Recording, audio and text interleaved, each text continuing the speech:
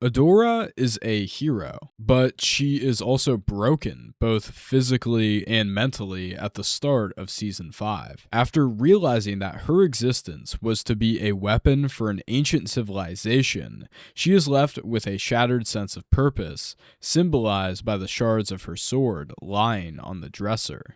How does Adora go from a warrior recklessly bounding towards her own destruction to the savior of Etheria with a promising life ahead of her? That is what I'll explore in this video essay, analyzing Adora's Season 5 character arc and how she ultimately learns to live.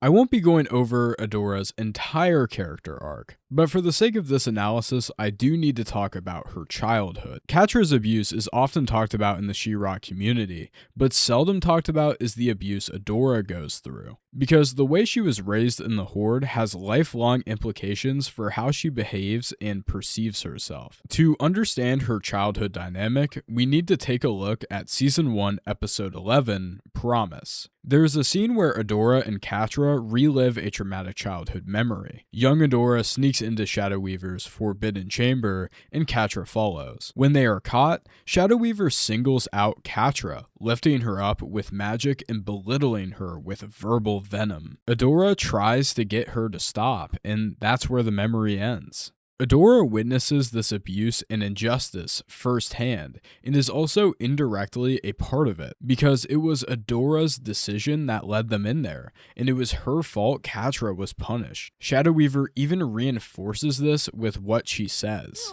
Adora, you must do a better job of keeping her under control.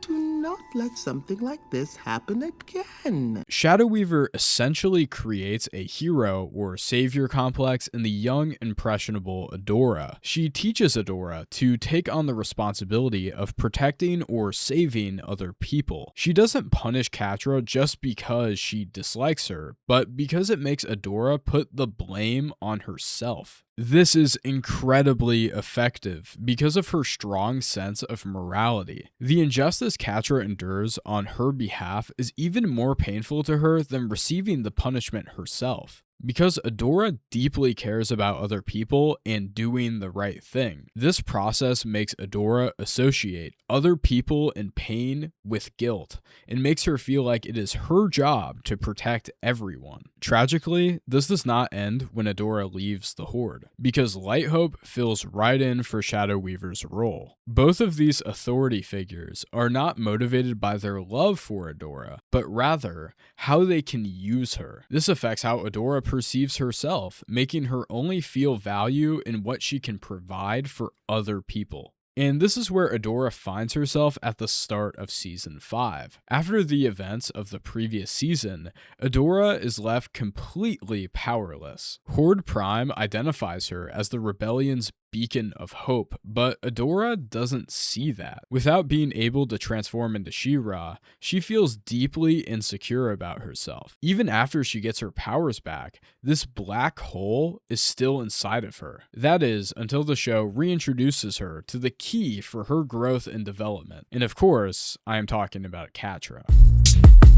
By this point in the show, Adora had pretty much completely let go of the idea that Catra could be redeemed or was even worth saving at all. This changes when she makes her own heroic sacrifice, sending Glimmer back. Of course, this was all Adora needed to see to restore her faith in Catra. This is because a large factor of her letting go of Catra to begin with was the manipulation and influence of Shadow Weaver and Light Hope. Both of these characters tried to push Adora away from Catra under the guise of making her stronger. Catra was a distraction. She made her weaker. She had to let go. However, Catra actually makes Adora stronger, just not in the way they want. She makes Adora less vulnerable to their manipulation. Catra is a very important figure for Adora because she represents love, not utility. She cares for Adora, not as a means to an end, but rather for who she is. Her dumb and naive, but unwavering warmth and kindness. You can see immediately in Save the Cat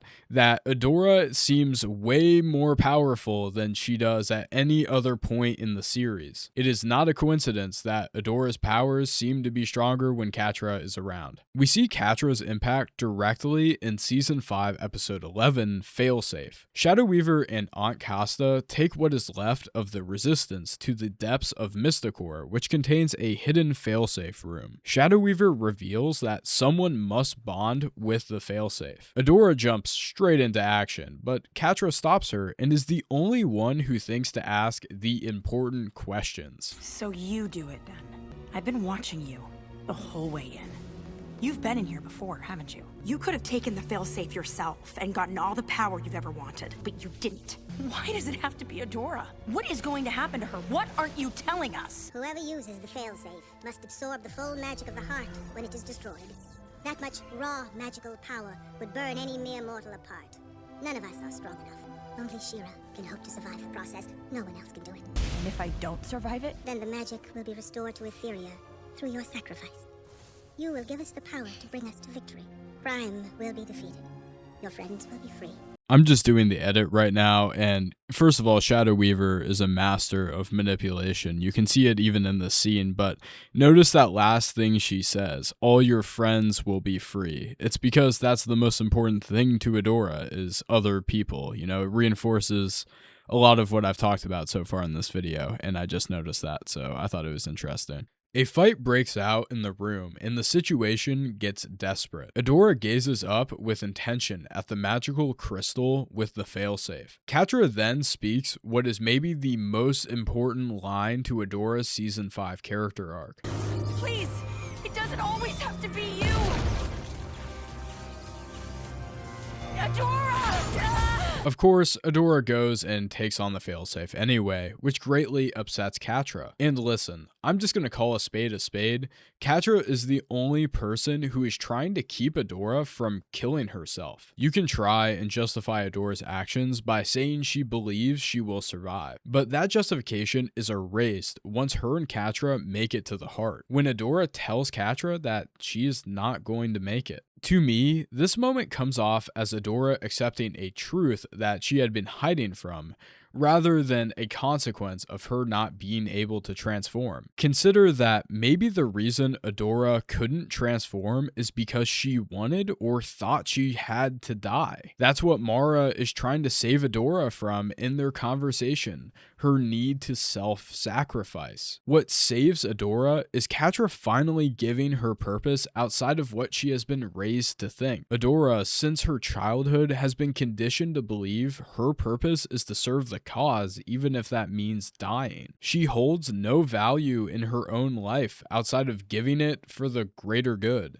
Catra is able to make Adora realize that she has desires outside of just being a hero, that some things are worth living for. Adora isn't able to transform because of the magical power of love, but because she finally finds a new purpose for her life. On a second viewing, Adora attempting to make Catra go away at the end becomes a lot more dark, because if Catra had listened, Adora would have died in that room. It's an important lesson. Sometimes loving someone does not mean blindly trusting and listening to them, but saving them from themselves. Adora was raised to be a soldier, nearly died trying to be the hero, and lived because she was more than that. I've been Volatile Vi, and thank you for watching.